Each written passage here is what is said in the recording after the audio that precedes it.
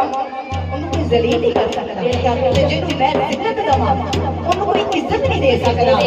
ਤੇ ਸ਼ਾਇਦ ਬੜਾ ਪਿਆਰਾ ਸ਼ੇਰ ਅੱਜ ਦਾ ਉਦੋਂ ਇੱਜ਼ਤ ਲੱਭਦੀ ਹੈ ਜਦੋਂ ਦੂਸਰੇ ਪਾਸੇ ਕੋਈ ਚਾਲਾ ਚੱਲਦਾ ਹੋਵੇ ਨਾ ਤੇ ਰੱਬ ਉਸ ਟਾਈਮ ਇੱਜ਼ਤ ਦਾ ਅਤਾ ਫਰਮਾਉਂਦਾ ਹੈ। ਕਦੋਂ ਗੌਰ ਦੇ ਨਾਲ ਸੁਣਨਾ ਰੱਖੇ ਜਿੰਨੋਂ ਰਾਜ਼ ਹੁੰਦਾ ਉਹ ਰਾਜ਼ ਕਿਸੇ ਤੇ ਖਲਦਾ ਹੈ।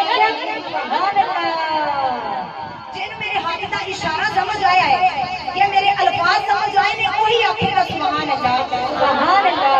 जरा गलत किया तो सुभान अल्लाह सुभान अल्लाह। खाली झोलियां लेके बैठे हो भर भर के लेके जाड़ियां ने तुम्हारा कोई मुंह नहीं लगना। जरा मोहब्बत ना लाखो सुभान अल्लाह